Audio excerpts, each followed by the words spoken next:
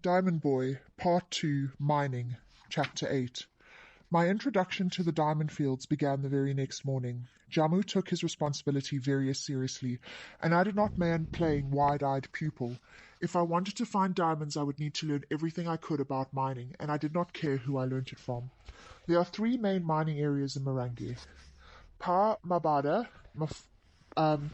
Mafukozes Muda, and Banda Hill, said Jammu as we struck out through the empty rows of long-forgotten tobacco field. Let's start at Pa Mbada. You don't know what that means, but if you're going to fit in here, you need to learn miner slang. Pamada means where the leopard hunts, and it's where the first Girazi was found.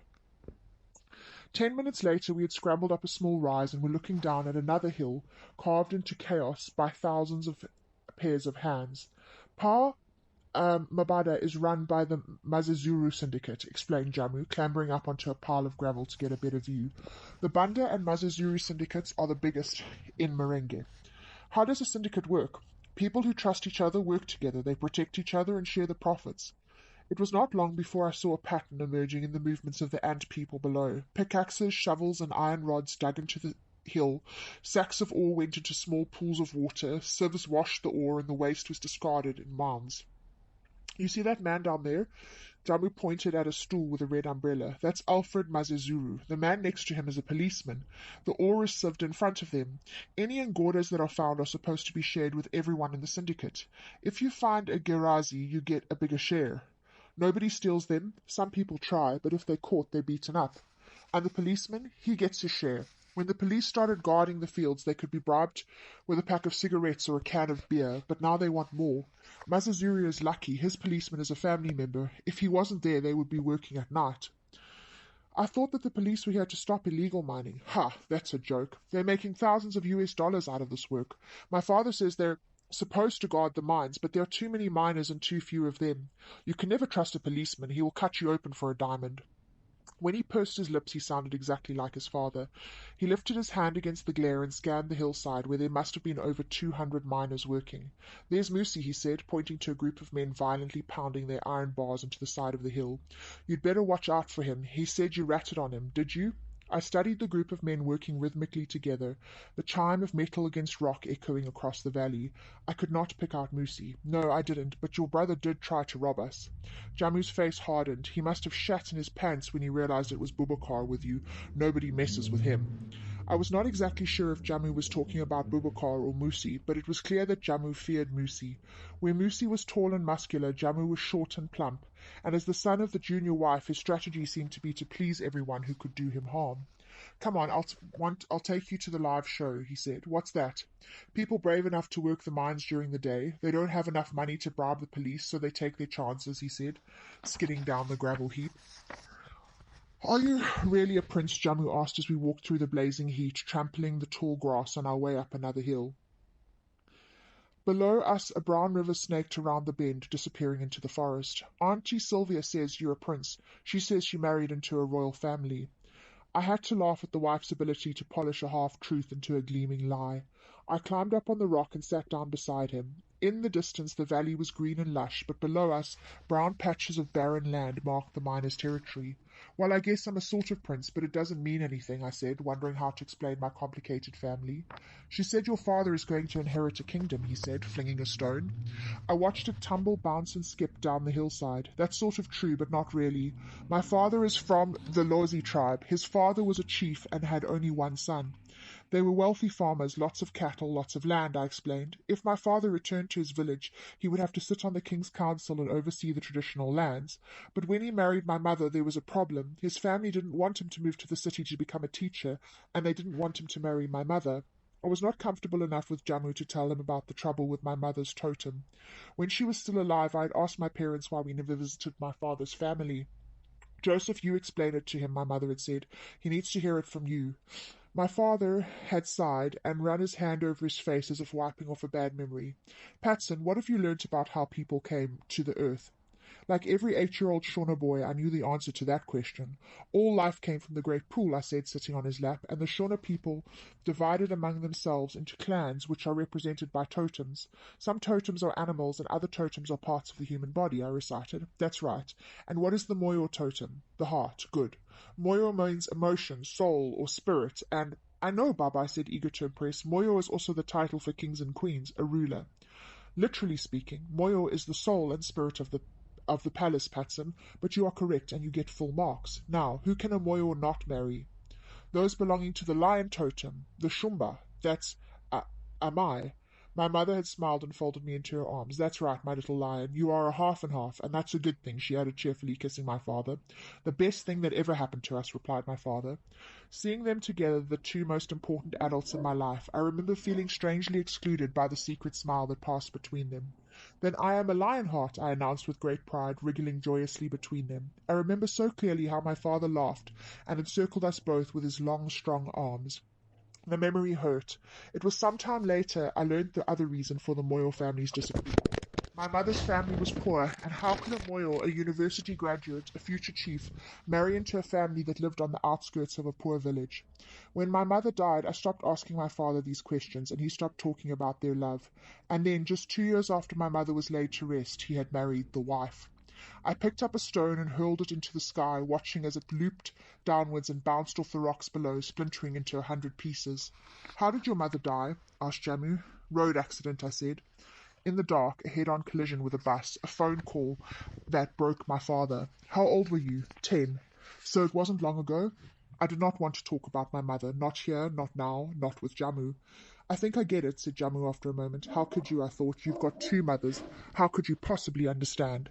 I didn't know what to expect from a prince. I mean, when Amai told us you were coming to Merengue, Auntie Sylvia said, she makes things up to impress people. None of that stuff about how we got here is true. Boubacar saved us, and she was peeing in her pants the whole way. He looked at me sideways, and I thought I'd gone too far, but then he laughed. Yeah, she tells a good story, that one. She must have smelled pretty awful when you got here, he said, grinning. So the wife had not fooled Jammu, I thought. As we continued up the hill, Jammu pointed to a large, barren stretch of land dotted with people working in the dirt. That's Mafuko says Munda. Munda means a crop field, but down there the only crop is diamonds. They say this place is as big as a township outside Harare. Welcome to the field of dreams. Diamond Boy, Chapter 9. Mafako says Munda was crawling with people. Everywhere you looked, miners were sifting sand, walking with sacks of ore on their shoulders, stepping out of craters and pits or tunneling shallow trenches into the ground. The sun pounded onto the land stripped of all trees and bushes, and the heat was like being licked by a hot tongue of fire. Every miner wore either a cap, headcloth, or floppy hat, and they were all powdered in a fine grey dust. We walked freely through the open Mafakose mine, and I stared at mothers cradling nursing babies with one arm and sifting sand with their free hand, at small children crouched over baskets, raking their little fingers through stones. The deep pits had been carved by many men and a few women. Ridges had been flattened and shaped by their feet, and large mounds had grown from thousands of baskets of soil they carried on their shoulders. And in every hole they dug, every pile of gravel they searched or sack they carried, was the promise of a different future. I remember those ghostly columns of miners rising from the ground 2 nights before, zombie-like creatures sifting sand by candlelight, and to think I had been so afraid of them, who in the harsh light of day were just poor, desperate people. Yafamari! Yafamari! Shouted one of the miners. What's he saying? We, who have nothing, have uncovered a diamond. Now money will surely follow, answered Jammu. It's a call every miner loves to make but hates to hear.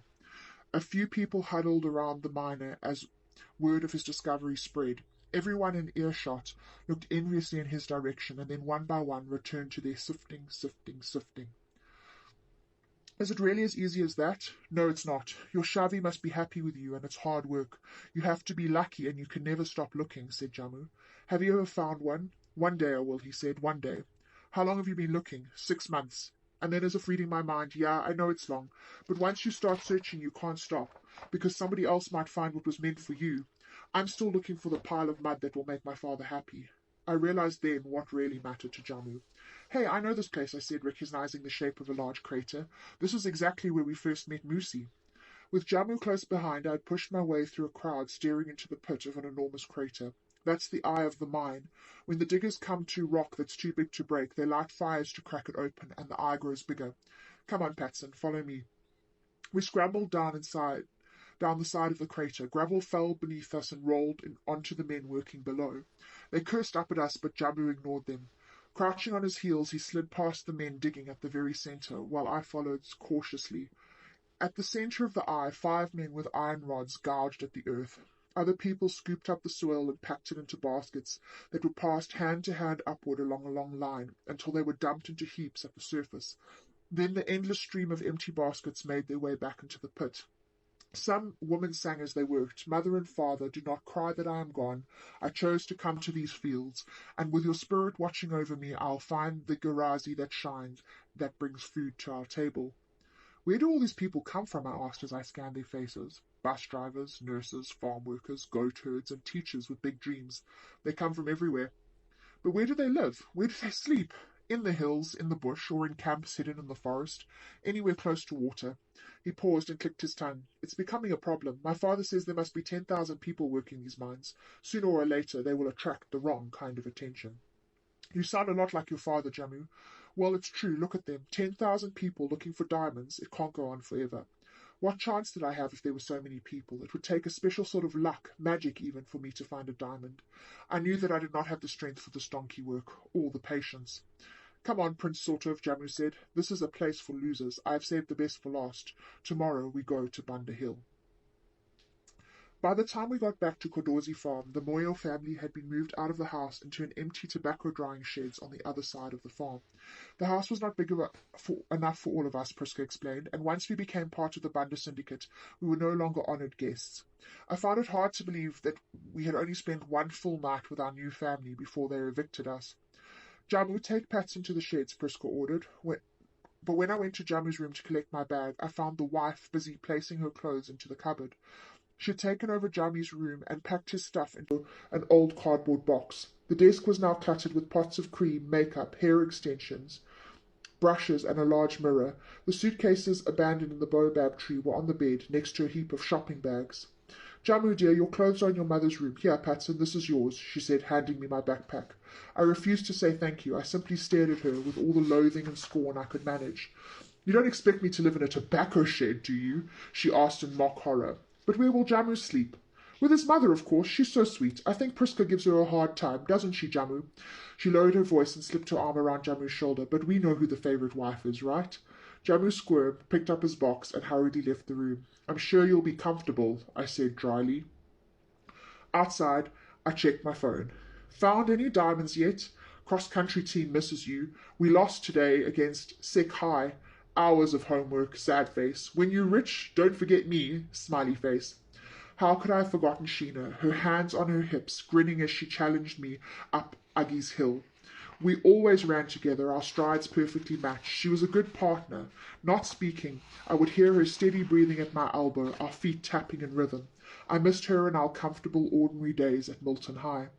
I'll never forget you, exclamation. Working the mines, diamonds for everyone. It's amazing here. Smiley face. Found lots of small diamonds. Easy. Smiley face. Life is good. Smiley face. How could I tell her the truth? And she obviously wanted to forget what happened in her bedroom that hot afternoon. It had happened so fast. One moment we were looking at each other, and the next we were pressed together, kissing as if we'd never see each other again. The next day at school we had pretended that nothing had happened, and I had left 2 days later. It was confusing.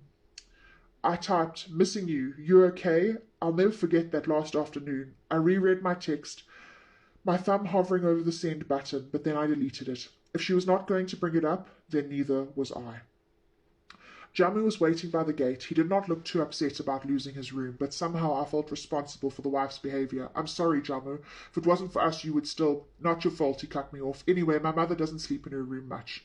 We walked in silence while I pondered the sleeping arrangements of the Banda adults. Does Priska have her own room?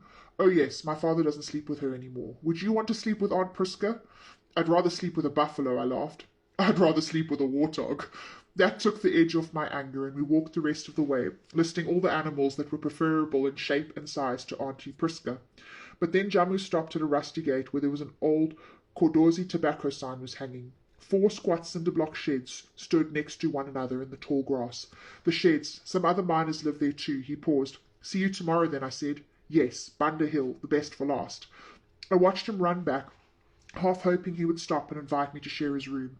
But he didn't look back, and I clamped down on my disappointment. Some children were playing outside, and I heard a yell of delight as Grace saw me. "Patson!" She ran to greet me, trailed by 4 other children. "Look at my new friends. This is Lovely and Marka and No Matter and Siddy." She lightly touched each one of the children's heads and explained that I was her big brother. "We're playing Scouts and Girl Guides." She pointed at a green scarf around her neck. Grace took my hand as we walked up to our new home.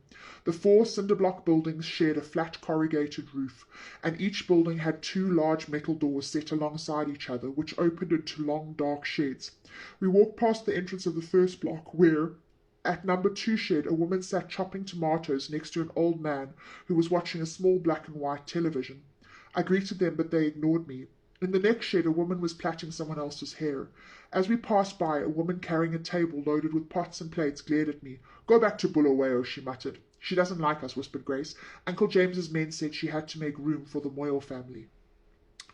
At the entrance of the second last shed, my father was energetically washing himself over a basin of water. "Patson's back, Baba," called Grace, pulling me forward. "We are in number 6 shed."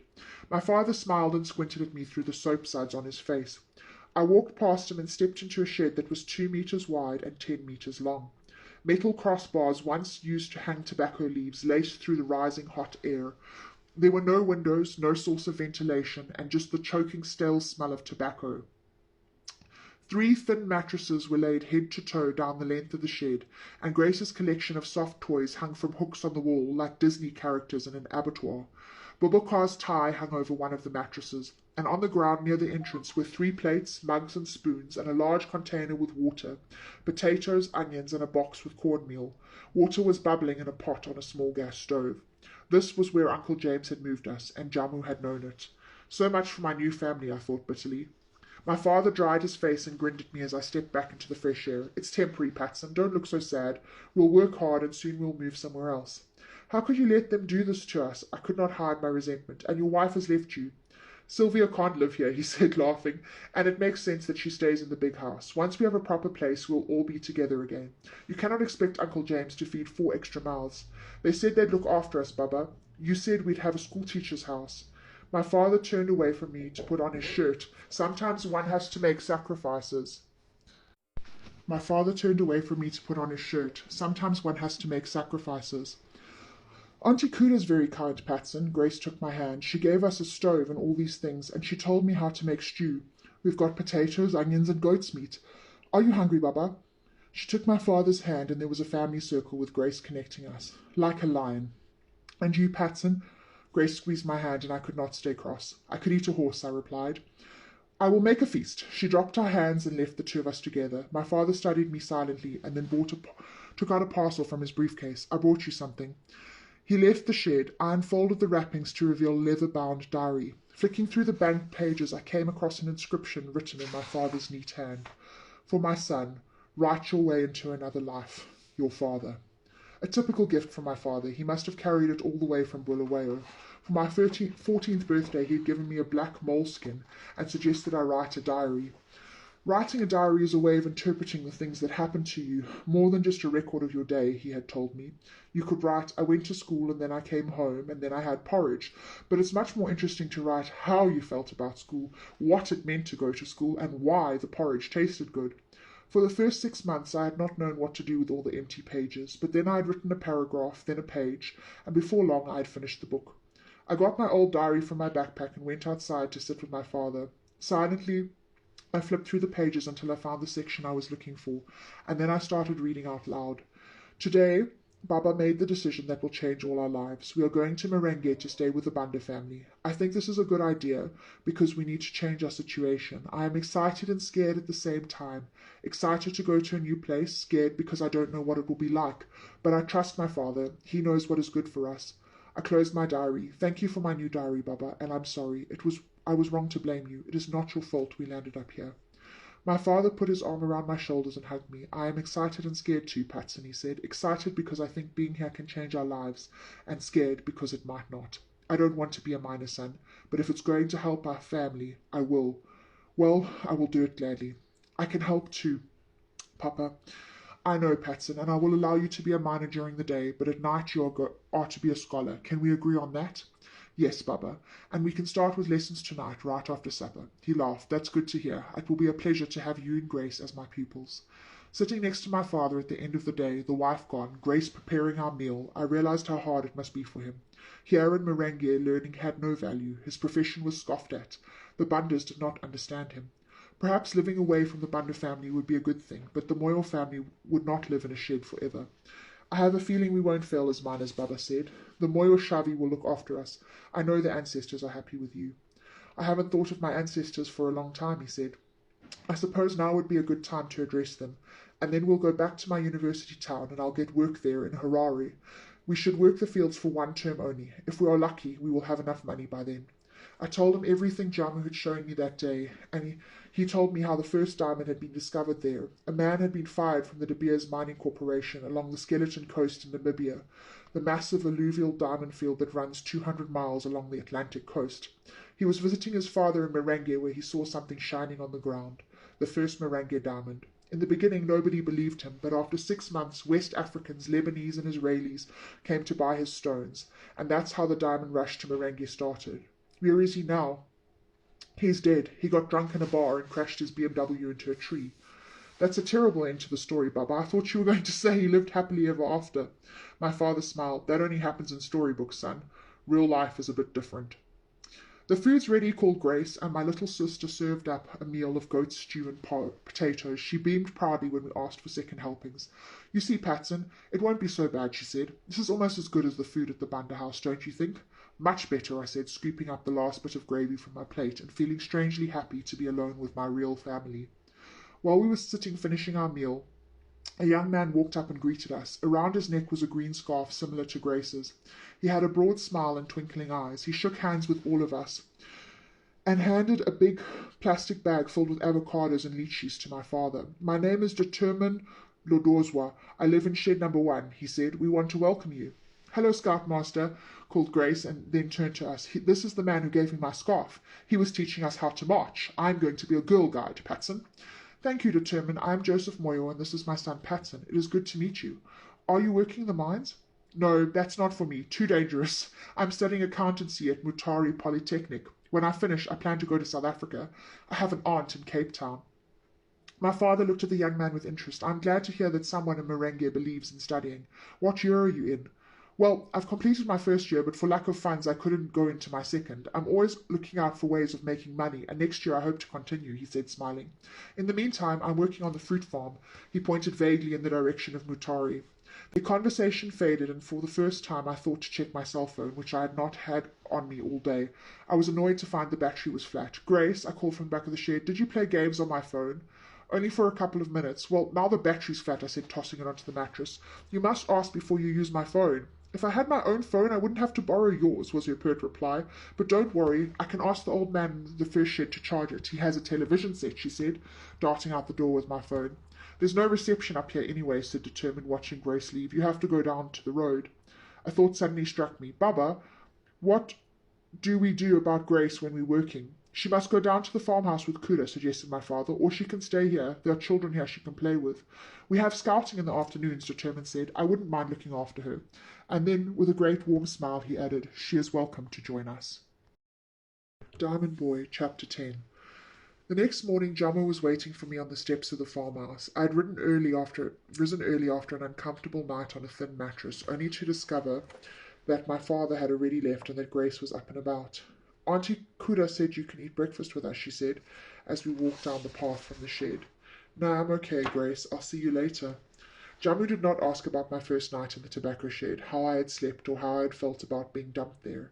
Instead, he adopted his schoolteacher voice and continued my education about the mines. As we ran down the path towards Bunda Hill, he explained how erosion had washed the diamonds from the underground pipes. They called kimberlite pipes, and scattered them closer to the earth's surface. I was only half listening as we walked up to the gates of the diamond mine. Bunda Hill was not really a hill, but rather a series of mounds amongst a warren of paths. Snaking through the open minefield was a trickle of muddy brown water. Around the perimeter, piles of sand had been flattened by men patrolling the mine's barbed wire fence, and a few men were busy repairing a section under the watchful eye of 2 policemen. "Welcome to the richest mine in Merengue," Jamu said proudly as we approached the main gate. "That's why we need security. Everyone wants to work on my father's mine." I followed him as we strolled up to the security guards, who nodded at Jamu but eyed me suspiciously. "He's with me," Jamu said to one of the guards. "He's my cousin." The guard stepped aside and we walked into the mines. "The guards are all ex-policemen who are tired of getting paid with suitcases full of worthless money," said Jamu. "We've also got police working for us. My father pays them to leave us alone." Banda Hill had fewer miners than Mabada and Mafokose, although the mining process looked the same: pits, baskets, iron rods, and sieves. It somehow seemed more organized, more urgent. "We have our own source of water. The Odzi River washes the silt down those channels, and higher up we have the purest ore, better even than Mabada." Jamu talked on, but all I could do was stare. Everywhere I looked, people were digging, sifting, shoveling, sorting, raking, burrowing, tunneling, and turning the earth. I spotted James Bunda sitting under a large red and yellow beach umbrella close to the eye of the mine. He wore sunglasses, a white Panama hat, and a brightly colored open-neck shirt, and his phone was pressed to his ear. At his feet, 2 men crouched over a pile of washed stones, studying each one with the same kind of magnifying glass Uncle James had used. Still talking, he waved at us with his free hand. "Whatever you do, don't put your hands in your pockets," whispered Jamu. "When you're in the mine, he has to see your hands at all times." We climbed up the embankment to the center of the mine, but as we ran past a line of men passing baskets of mud up from the eye, someone called my name. I looked more carefully into their muddy faces. "Patson, over here." My father. He was standing halfway up the slope, covered from head to toe in brown mud. His feet were bare and he wore a dirty old t-shirt and short pants. I had seldom seen him in anything other than a crisply ironed white shirt, a thin black tie, a suit coat, and trousers. Uncle James had started him on the assembly line, the most menial of all mining tasks. My father struggled with a heavy basket of mud while miners on either side of him cursed loudly. He seemed out of place, the weak link in a chain of strong and able men. "Baba, don't look so shocked," he said. You'll look like this soon." His eyes glinted as he flashed a smile from his mud-spattered mouth. "See you later, son. Don't worry about me. I'm fine." He returned to the work he was clearly not good at, and I followed Jamu, keenly aware that in this mine the men worked hard, silently, and with purpose. I would have to do better than my father. "Hey, fat boy, you planning on working today, or are you too busy playing tour guide?" one of the miners shouted at Jamu. "Get lost, Chippo," Jamu shouted back, then pointed to me. "I've got an important job to do. Not another hard luck story." "I knew you'd spot us," Jamu relented as the miner approached. "Chippo, meet Patson." I nodded and then looked closer. Inside the too large cap, the dirty shorts and muddy t-shirt, Chippo was a girl, slightly taller than me, but I guessed about 15 years old. "Hey, RVs," she called, eyeing me suspiciously. "RVs, Cumber, fat boys picked up a stray." 2 more young miners walked over, one thin and small-boned with wiry arms, and the other stockier with one slow-moving eye and a jaw the size of a peanut butter jar. They looked me up and down. "What do you think, RVs?" Chippo said, her hands on her hips. "Definitely too clean," the thin one answered. "He'll be vulture meat in a week," said Jar-Jaw. The boys circled me, Chippo shaking her head. "A week? No way, Cumber. He won't last 2 days." "Pat's his family," announced Jamu. "He's my cousin." "Oh, the prince," Chippo jeered. "Doesn't look like much of a prince to me," scoffed Cumber. "What do you think, Arby's? Royal blood or grape juice?" "Looks more like a teacher's pet," observed Arby's. "That new guy dropping baskets in the line, is he your father?" We all turned to look back along the ridge of the eye, and there was my father on his knees, carefully lifting handfuls of mud back into a basket. "He won't last long," predicted Chippo. "Yeah, he carries on like that and he'll be scratching dust on Mafokoze's munda," agreed Arvez. "Bunda hates slackers," Cumber chipped in. I knew that to them, my father and I were just 4 more hands looking for the same thing they were. We would not be welcome to this place where every stranger decreased their own chances of leaving the mines a millionaire. This interrogation with the Gujwena of Banda Hill had lasted long enough. "We are here to stay," I announced. So you guys better get used to us Moyos. And Jamu's right. I'm part of the Bunda family. James Bunda is my uncle. I'm sure you have enough brains between you to understand what that means." They stared at me. Then Chippo laughed. "I like your style, Prince," she said, turning to Jamu. "I think your cousin's going to fit in just fine." "Come on, Jamu," I ordered. "Let's get this introduction thing over with. It's time I got dirty." Diamond Boy, Chapter 11. I found 4 friends in Morange. After a month of working shoulder to shoulder in the mud, as hard as any of the adult diggers, they trusted me enough to become part of the Gwinjana, a secret group within the Banda syndicate. Every day the 5 of us met at Banda Hill, picked up our tools, staked out our area, and turned the soil. We shared information, debated mining techniques, whispered gossip, and developed our own secret language and means of protection. One day Kamba and Jamu would dig, Chipper would carry, and Arvies and I would sift and sort. The next day we would rotate the tasks, a method we believed superior to those used by the adults. We focused on the areas they ignored, and we sifted in pairs, our nimble fingers quick over the stones. We kept to ourselves, and when calls of Yafa Mari filled the air, we did not waste time in admiration. We doubled our efforts. At the end of each day, before I went back to the shed for lessons with my father, we met at Gwenjana Rock, our camp in the hills overlooking the mines, to share our stories, relax, and plan the following day's dig. It felt like we were playing at treasure hunting, except that it was no game. Here at Banda Hill, a Girazi could be lying under the surface waiting to change our lives. Although it was never said, it became understood that even though Jamu was family, Arviz was my closest friend. He was a skinny stick of a boy who talked so rapidly that he forgot to breathe between sentences and would break out in fits of coughing. His eyes always twinkled with some nonsense or crazy idea, and I've never known anyone more able to grab life by the collar and shake it up and down. Arvies had been born HIV positive and lived like his condition was nothing more than a pesky mosquito. His real name was Tendakai Makupe, but everyone called him Arvies because every day he had to take his ARVs, the antiretroviral drugs that kept him alive. Both his parents had died from AIDS, and he and his uncle had come to live with his grandmother in one of the rooms at Junction Gate High School. In the early months of the Diamond Rush, Arvies had been one of the first miners to find a true Girazi. When James Banda had heard about this discovery, he had met with Arvies' uncle to make him an offer. Arvies and his uncle could join the Banda syndicate, and in exchange for the stone they would receive 6 months' supply of food. Banda was smart, Arvies explained as we sieved stones in the muddy water. He knew that someone taking antiretrovirals needs to eat regularly, otherwise the treatment doesn't work. I was as dumb as a donkey's arse in those days. I didn't know that the Girazi I'd handed over could buy a 4x4, the latest Nokia, a business-class trip to anywhere in the world, a Harari whore for my uncle for life, and enough change for fried chicken with chips on the side. And neither did my uncle. So we happily handed over my Girazi, but now all I've got is a bowl of sadza and meat every day. At least I'm alive, right? And the antiretrovirals are keeping my T-cell count stable. But where's the fun in that? What happened to your uncle? I asked, pouring wet pebbles into a sorting tray. He left to join the gold mines in South Africa. And the Girazi, how big was it? He lifted his hand out the water and showed me his blackened thumbnail. That big, the purest, brightest, loveliest thing you've ever seen. I've seen your Girazi RVs, I whispered. Now only it's cut and polished. Banda keeps it in a leather pouch around his neck. Arvi stopped working, his eyes glazing over at the memory of his precious stone. Yeah, if only I'd known what I was giving away. If only I'd had more brains than a rabbit. But if I could find one, I can find another.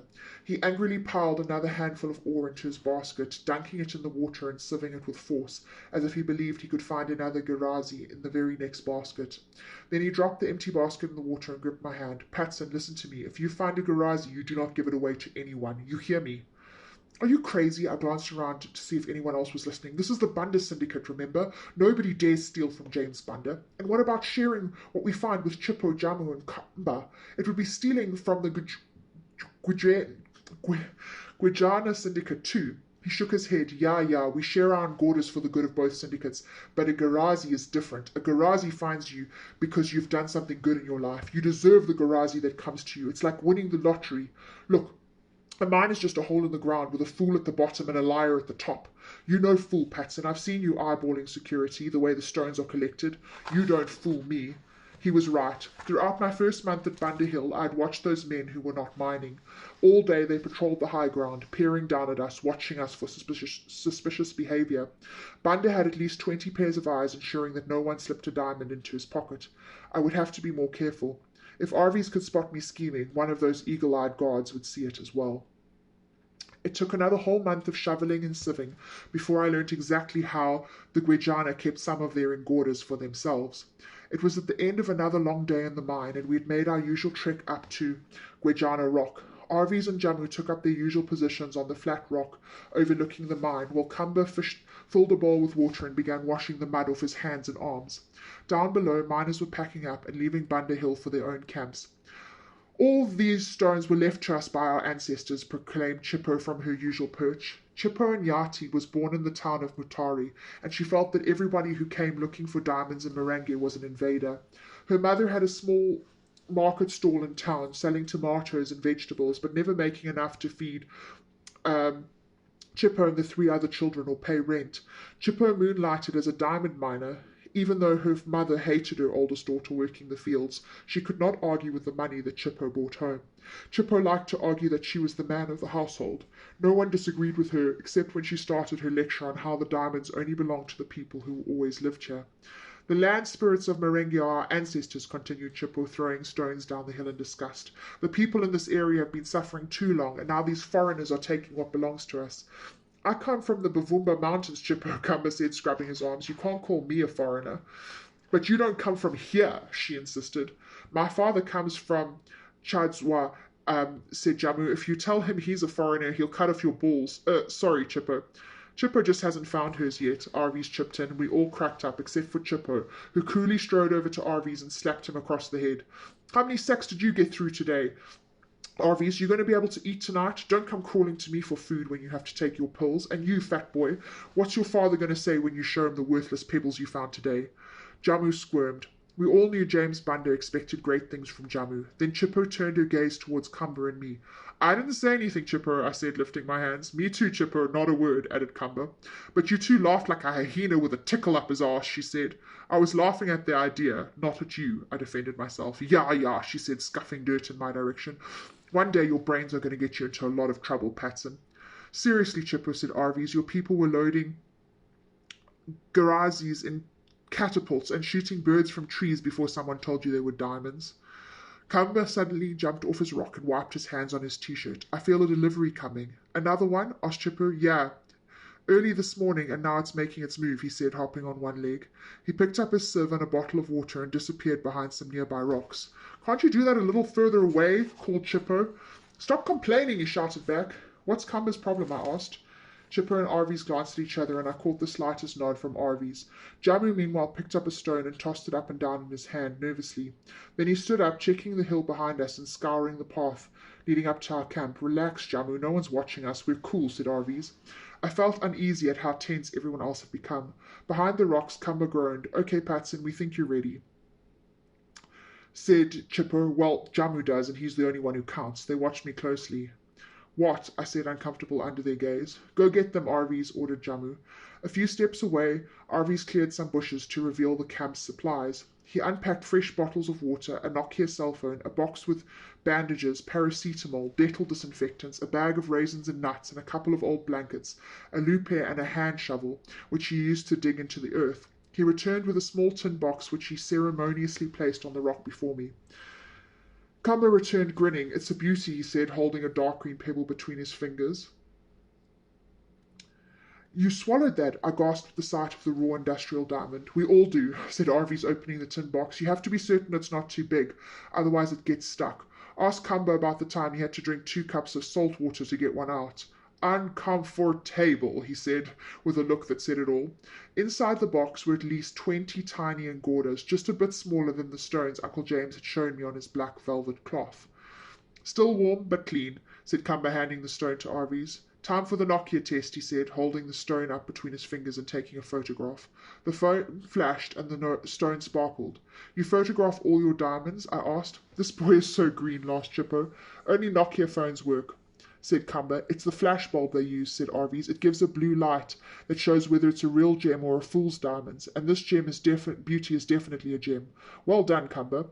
He dropped the stone with a clink into the tin. You want me to swallow stones? I said, looking from face to face. You get used to it after a while, said Arvies, but don't ever put your hand near your mouth while you're working. That's what Banda security is watching for.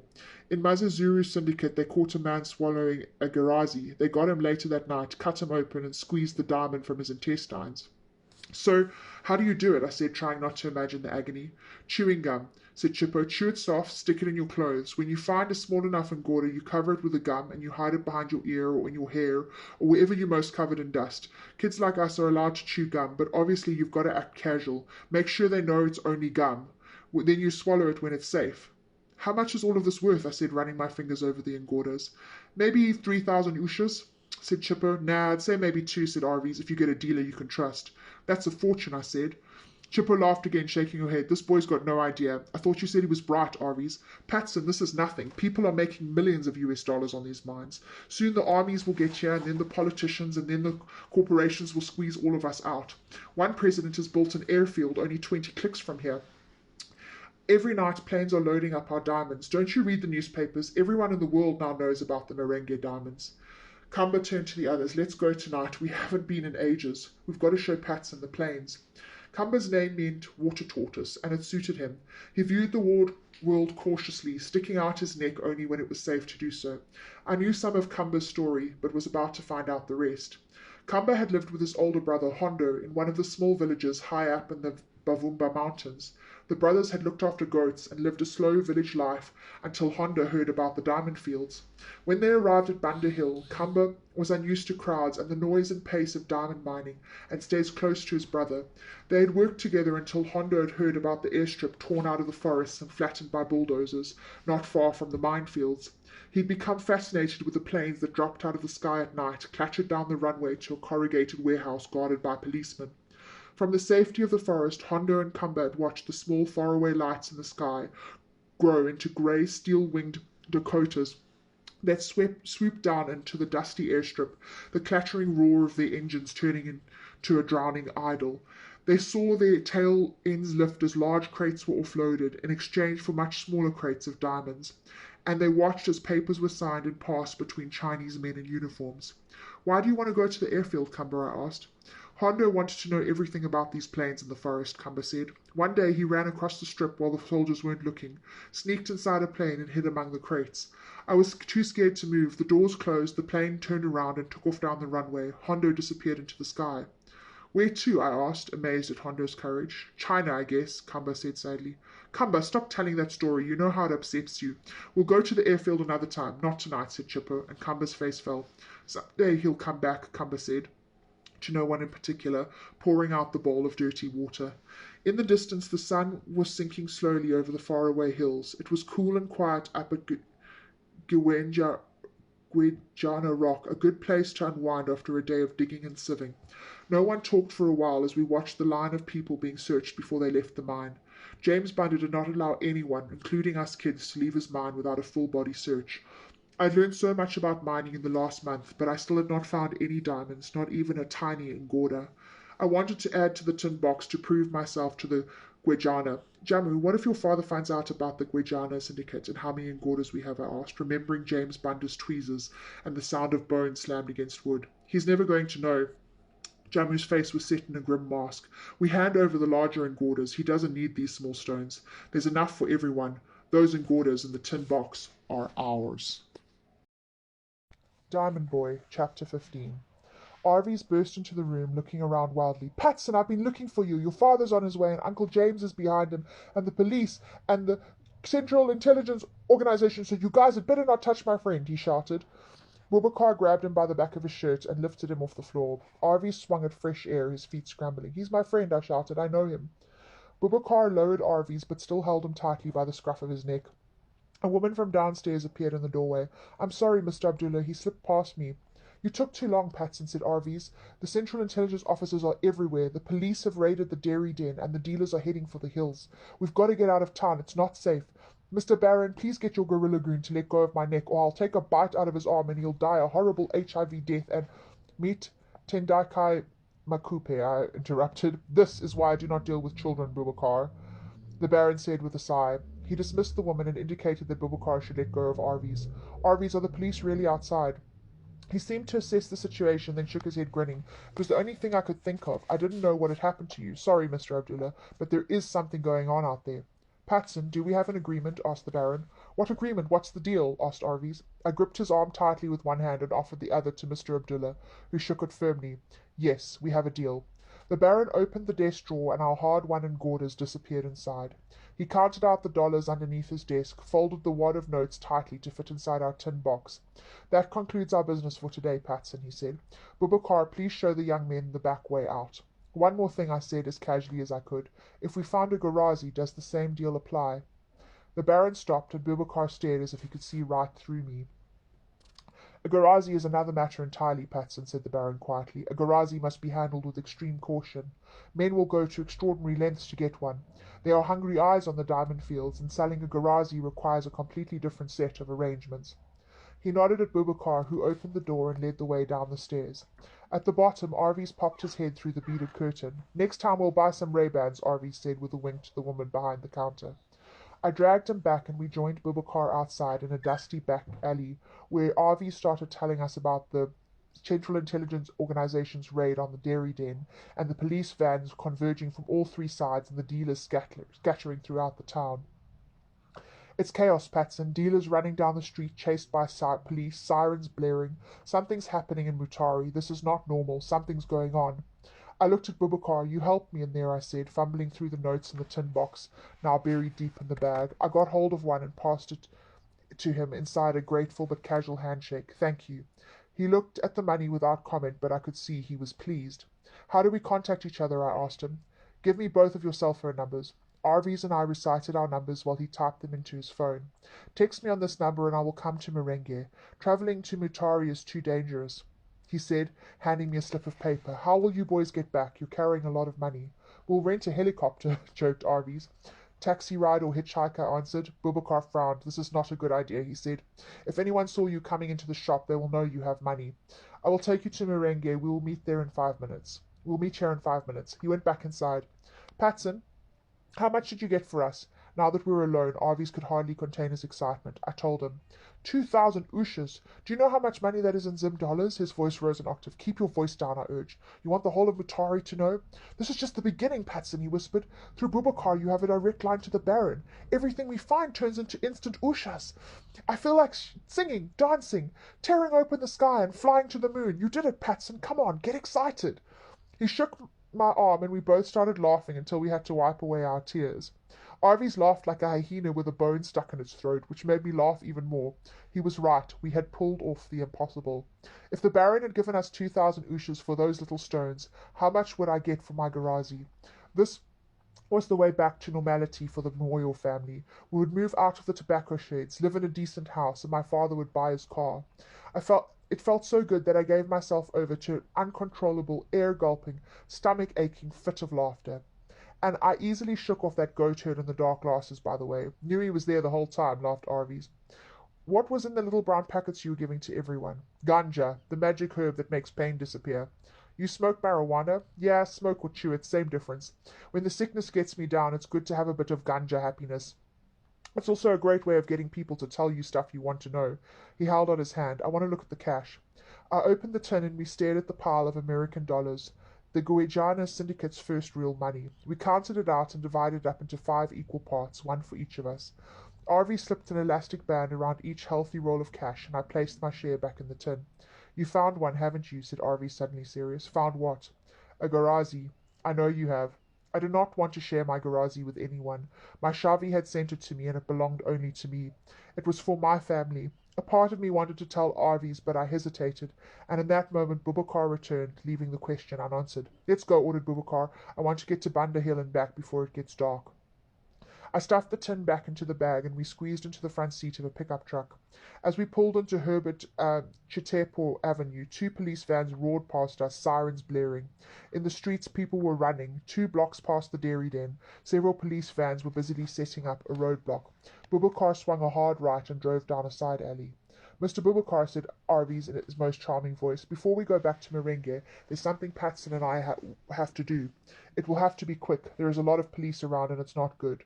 "We will be quick, but it's very important," said Arvies. "We have to go shopping."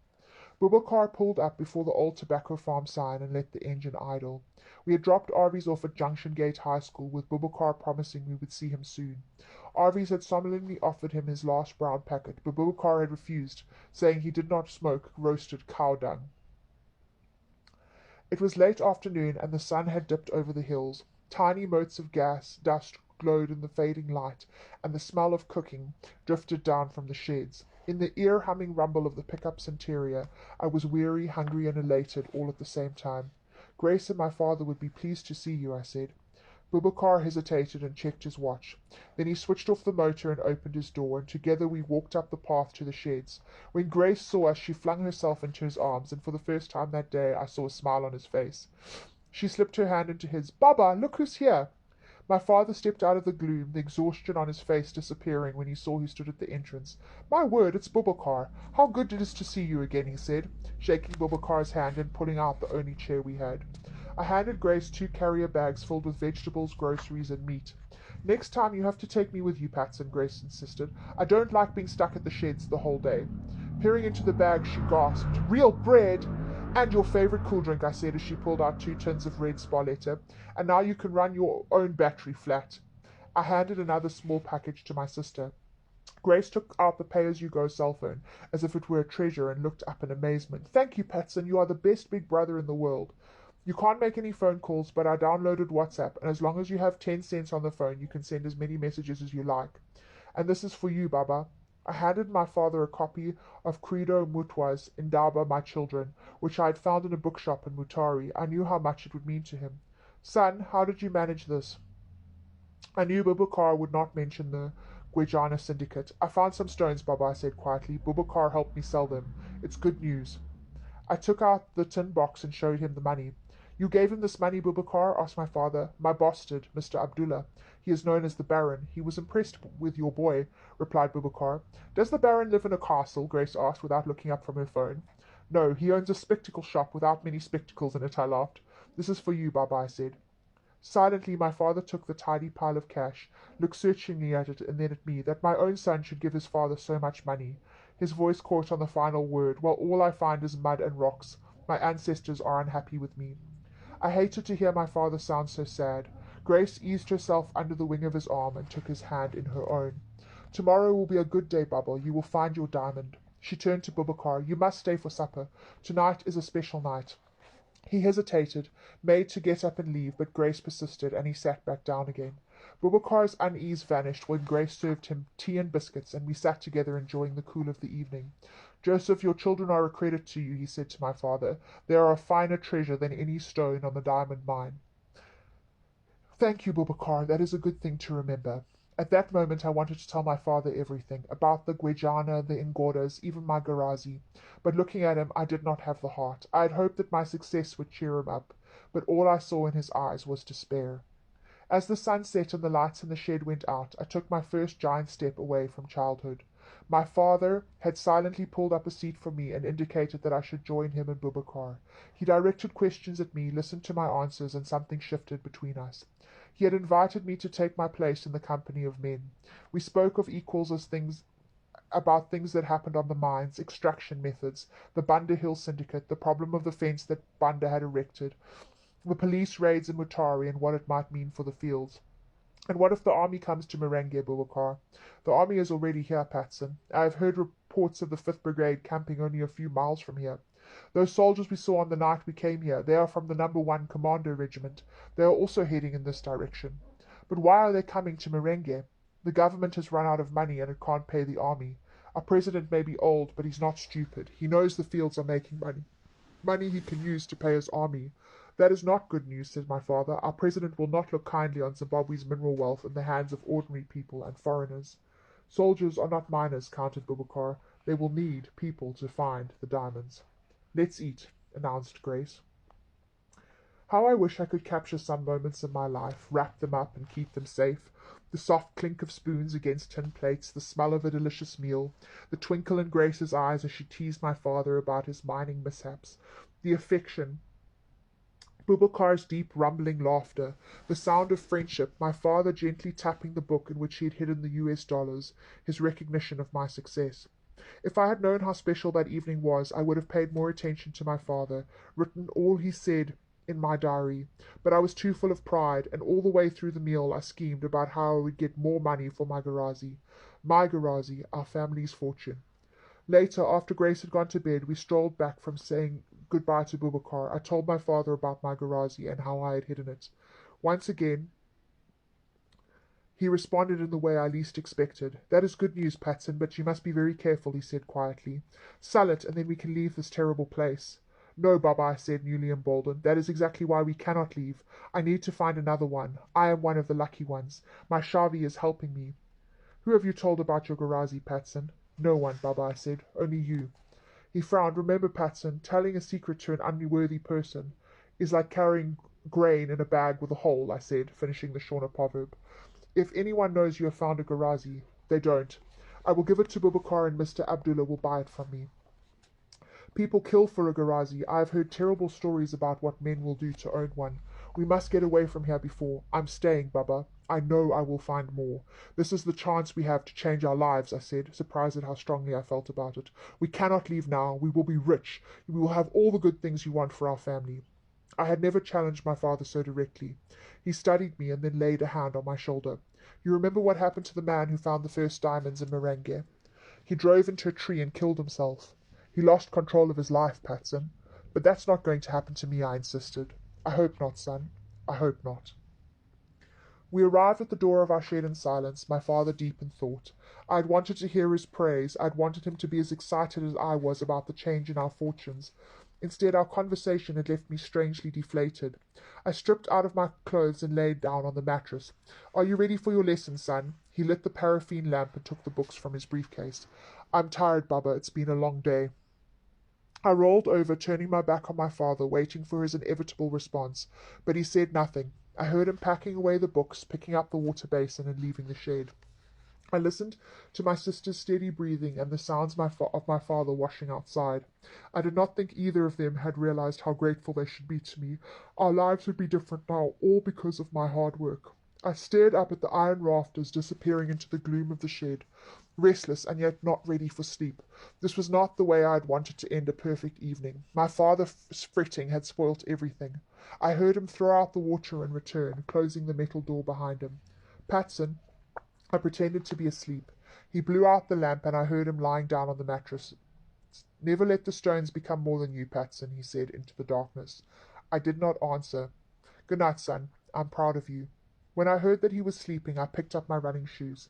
By the beam of my cell phone, I found Grace's small vegetable knife amongst the dishes, and slipped out of the shed. The night was still. I was alone. I sat down under the shallow light above the shed door and inspected the soles of my running shoes. The unfortunate man at the mine had given me an idea. Carefully, I attempted to cut a hole the size of my thumb from the inside of my right shoe. The rubber proved too tough, so I returned to the shed and heated the knife on the gas stove until the tip was red hot. Now the blade cut cleanly through the rubber. I gently prized a plug from the sole, making a hole deep and long enough for the length of my entire thumb. Once I was satisfied, I shortened the plug and replaced it over the secret cavity and laced up my shoes. Finally, I was going running. A diary entry. Merengue Diamond Fields, Guejana Rock, a day in March. I thought today about the life I left on a shelf in Bulawayo, every day putting on my school uniform and walking up the tree-lined entrance to Milton High School, sitting on the steps with Paul, Max, and Daka before the school bell rang, watching the grade 9 girls walk past loaded down with school bags. How normal to listen to a teacher standing in front of the class. How ordinary to take out my trigonometry book and turn to a new page. The quiet concentration of 30 students bent over a math problem with the sunshine streaming into the room. And the pleasure I got from working out the sine, the opposite side over the hypotenuse of a right-angled triangle. I still remember the formula, and the funny lyrical way we all greeted Mr. Sampson. "Good afternoon, Mr. Sampson," at the end of the period before heading out to play soccer. Lining up to drink water from the fountain and straightening my tie when I saw Sheena. How, in the library, I would pass her a note in a book about the romantic poets, and she would write back with a note hidden in the mating habits of the animal kingdom. The idea of putting on a school uniform, listening to the teacher, working out the sign, playing soccer at break, and spending study periods in a library. It all seems so strange now, the habits of my old life. I am no longer a schoolboy, but a diamond miner.